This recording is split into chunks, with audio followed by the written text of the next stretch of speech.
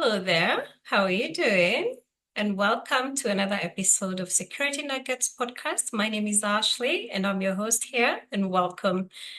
Now, today let's talk about how the security function can better engage within the organization and better integrate security measures and considerations within the rest of the business functions. Because I think this is one area where we get it wrong in most organizations, and we fail to optimize on engagement and integration when it comes to nurturing and building a security risk awareness culture within the organizations. Okay. Now, there is absolutely no reason why your security function needs to be managed as if you're running an NIS unit. The security department is not supposed to be managed like a national intelligence service unit. We don't need that mystery. We don't need all that secrecy. All right. And as a result, you find that we have extreme disconnects between the security function and the rest of the business functions within an organization, because the security department is run under secrecy and under so much mystery, all right? And it actually fails to effectively integrate itself with the rest of the organization. So how best can we ensure that the security function better integrates with the rest of the business functions and better engages itself, okay? So that it can position itself in a better place where the rest of an organization gets to perceive it positively, and they get to look at it as an enabling function. Now, we can get to do this by one, we need to make sure that the security function incorporates our business goals and objectives within its core processes, such as the security risk assessment process. It is very important that the security function always aligns its goals with those of the organization. That way, it is being looked at as a function that is enabling the organization achieve its goals. And we also need to make sure that the security function deploys transparency and not secrecy. Now, the security function needs to do this by making sure that the rest of the organization is pretty much aware of some of the target threats towards the organization.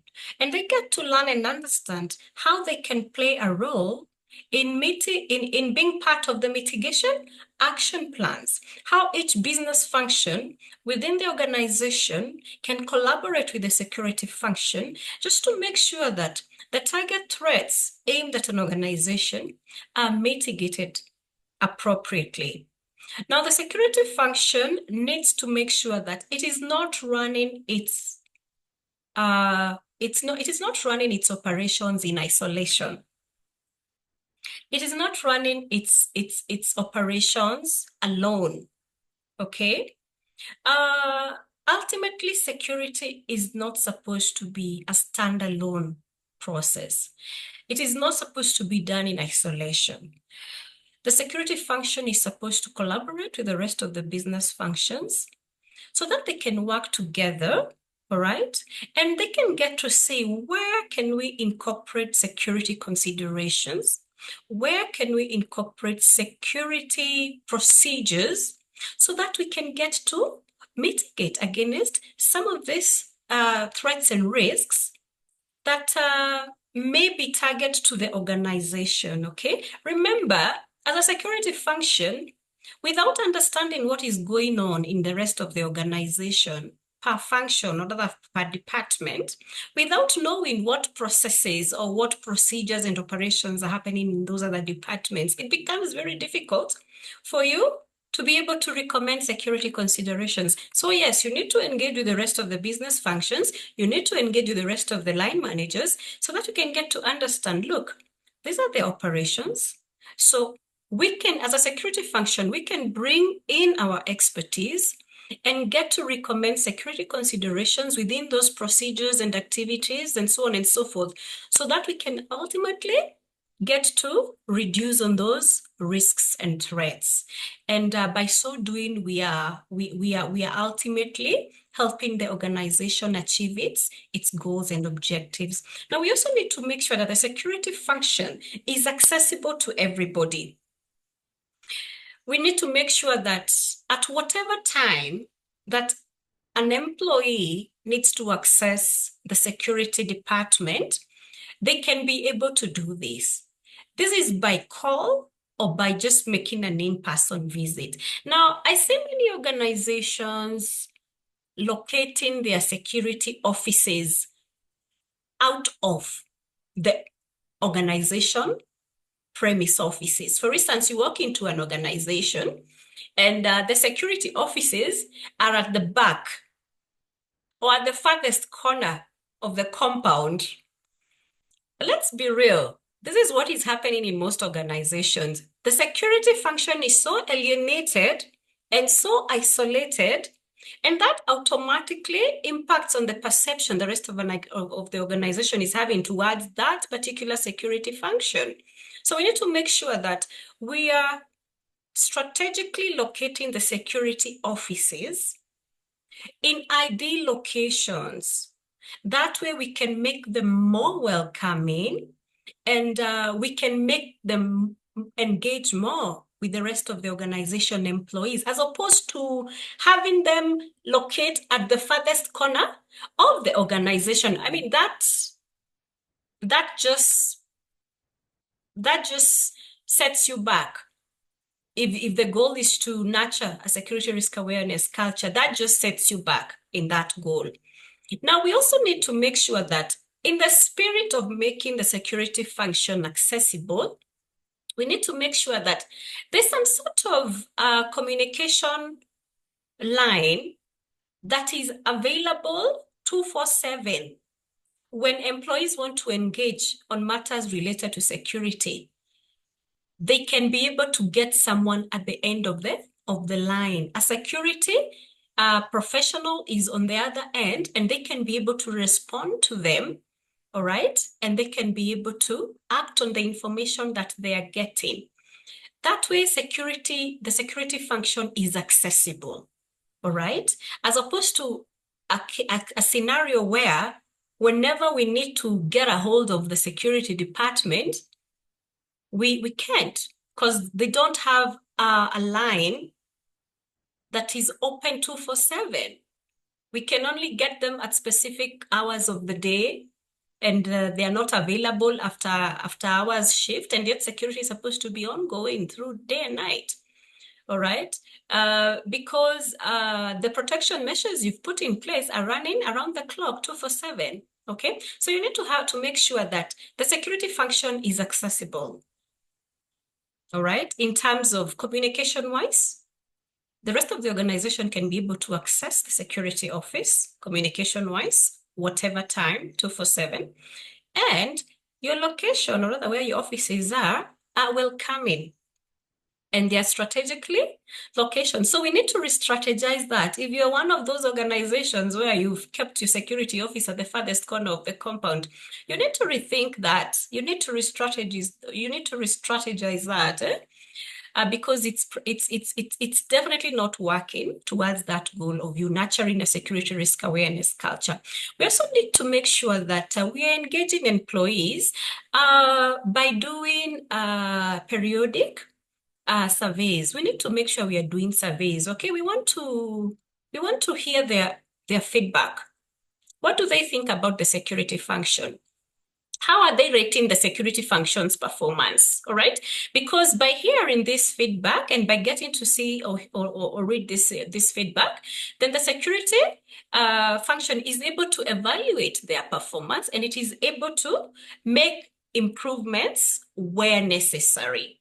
All right, so we need to make sure that we have those surveys going, all right?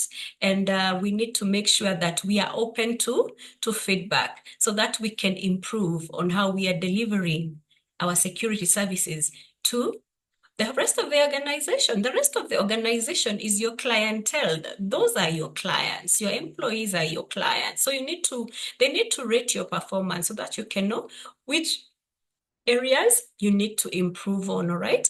Now, listen, the way some organizations are running their security department is very concerning because they are managing their security departments like some NIS units, National Intelligence Service units. There's so much mystery.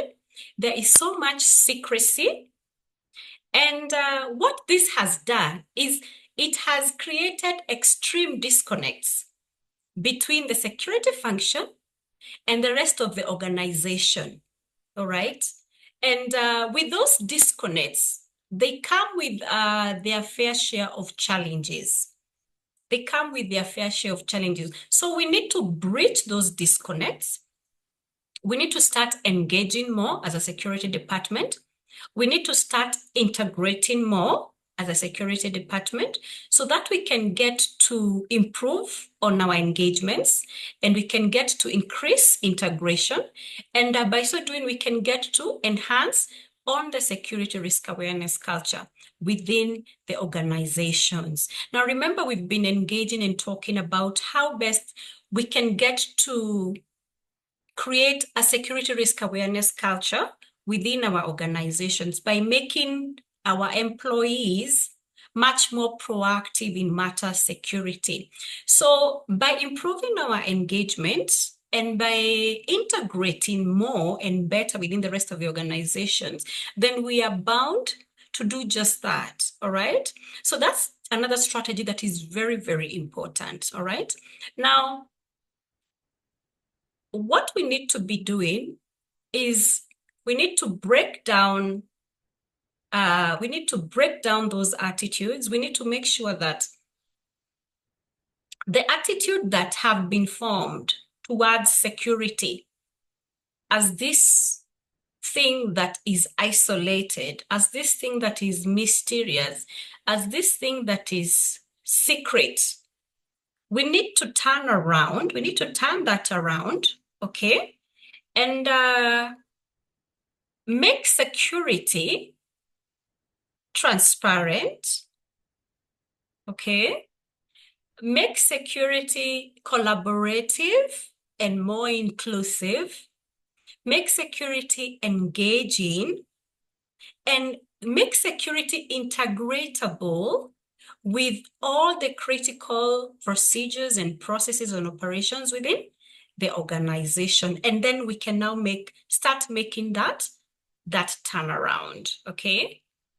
Yes, and I hope you have gained valued insights in today's episode. And I would like to hear what you think about what we've discussed. And if you like what we have talked about, kindly share the episode and subscribe if you haven't done that. I'll appreciate it. And until our next episode, it's goodbye from me.